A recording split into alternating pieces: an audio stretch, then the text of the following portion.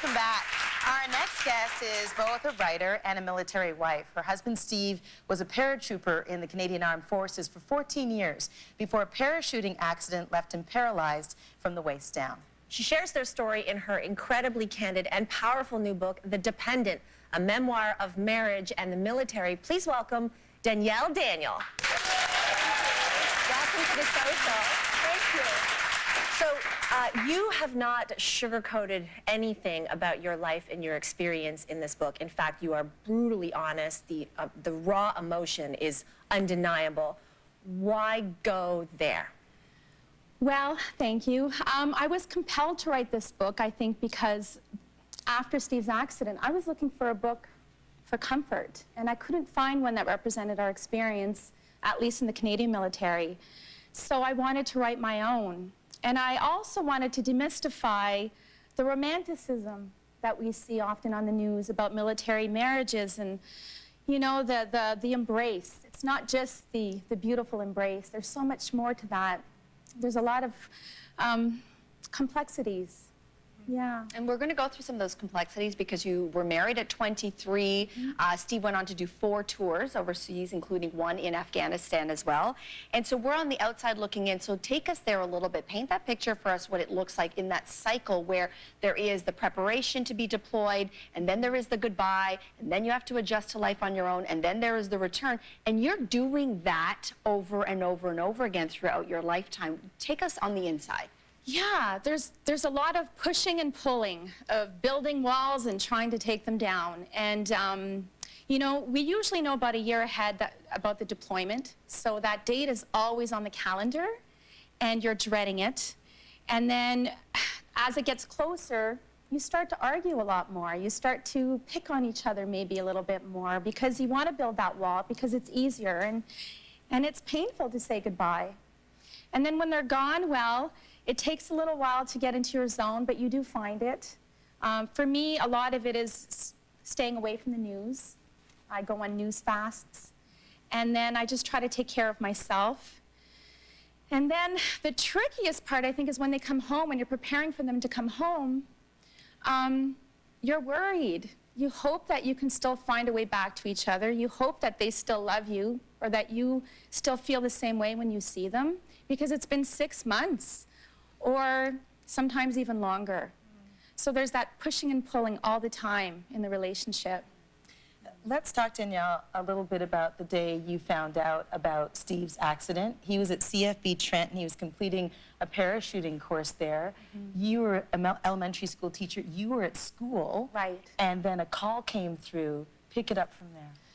Yes, last day of school, I didn't have the students. It was a PD day, and I heard my name on the intercom at M. Fraser Line 1. That was my maiden name I used back then. And I walked to the office. It took 45 seconds, and in those 45 seconds, I had no idea how much my life was going to change. I got to the office, and the secretary handed me the phone and said, "It's the military." And right away, I knew it was bad news, because they never call if it's good news. And I learned that Steve, at first they thought he had broken both legs and hips. And I was told to stay put and that the emergency doctor would call me from Belleville. And he did an hour later and told me that, right on the phone, that he had broken his back and he was paraplegic and that he would never walk again, in the same sentence. Wow. How do you even process that? Like, that is... I don't think I could then. No, not for a long while. And then in the aftermath of that, you had to adjust to a whole new reality. Both you and Steve did. You had to have your home made accessible, and you also were doing all of this while raising your 2-year-old son, Owen. Yes. So how did you cope on a day-to-day basis? I think when something like that happens, like many of us, I think we just go into the get-or-done mode. You do it because you have to. And that's what I did. I just tried to get everything done on the list and tried to take care of my son and my husband, and that was my primary focus. I don't think I took the time to grieve or even process the loss then. Yeah. I mentioned that your book is so honest and brutally honest and brave. And one of the brave sentiments that you shared from the book is that following the accident, you say that you were quite disappointed with the Canadian military community, which is not a thing that people say out loud in public very often, and you're saying it. Why? Well, it's complicated, right? I think many organizations, there's nobody's perfect. School boards, Of course. you know, Healthcare, hospitals, everything, yes. So it's not perfect, but in our case, it was disappointing because Steve had given so much of himself and had lost so much that in the end, he was not given a proper send-off. He didn't receive a departure with dignity where you're recognized for your service. And it was hard. A lot of our friends also went other ways. I think it was too hard for them to see him in this state, that if it could happen to him, it could happen to them, and it was too much of a reminder of worst case scenario or what could go wrong, you know? So there was a lot of that. And even when Steve received his certificate of service in the mail, we received it and it was completely shattered. The glass was shattered, it wasn't in bubble wrap, and that was really, it was symbolic, I think, of the way that we left. They tried to make up for it later. How long later? Many years. So it was hard. It was hard because he loved the military. He still does. He would still choose it today if he could.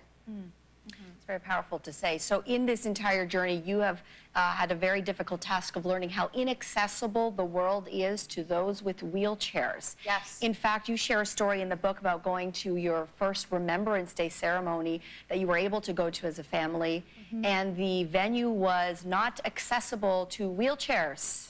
So tell us about this journey as you're learning it through the eyes now of someone who you are caring for in a wheelchair. Yes, that was it's a rude awakening, you know, and I don't think you realize it until you're living it, unfortunately. But it's true, we went to a remembrance ceremony, we weren't able to get in, we had to leave. It was extremely painful for all of us, especially for Steve. And we had been invited to go, which doesn't make any sense.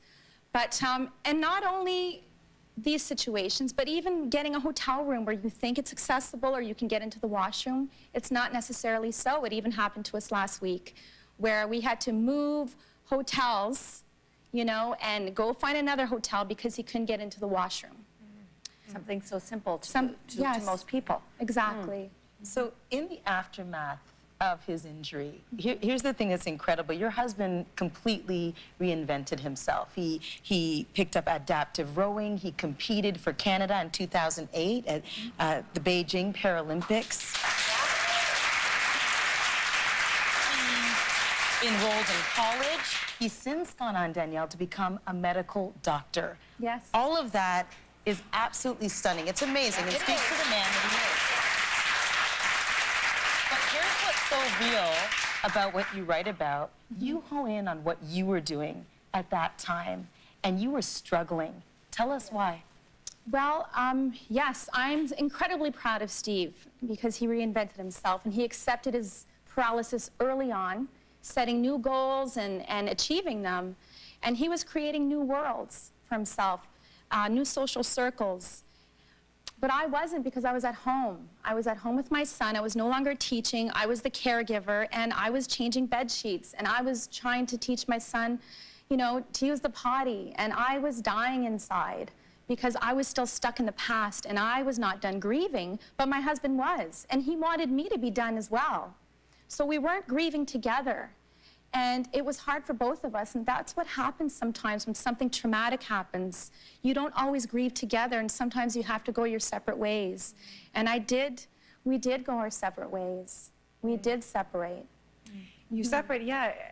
You split up, and you assumed that your relationship was just going to be over. You got a new place. Yes. But eventually, you found your way back to one another, and you got back together again. did. So what changed, or what was the key? Well, I think I needed that time alone, and so did he, because we'd been together since we were 19, we were babies. And I needed to find myself again, and that's what I did. I did hit a rock bottom. I went through depression. It was not easy, but I climbed back out, and I did that through running, I did that through reading and writing. Writing is what saved me, and you know, and that's how we found our way back to each other. And it's so rare to be apart for 5 months. I bought a house, and it was over. But it's a love story that just wouldn't end. That's for sure. Most importantly, you found each other, but you found yourself, as you say, and did. writing was part of that. Writing the book, that's the fruit of all of that searching. And as I mentioned, it's good, but it's also, there's a lot of not so great in the book. So has he read it?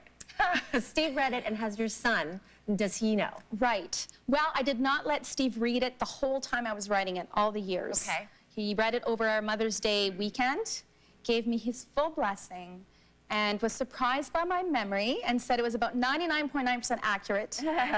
And he said that he didn't want me to remove anything.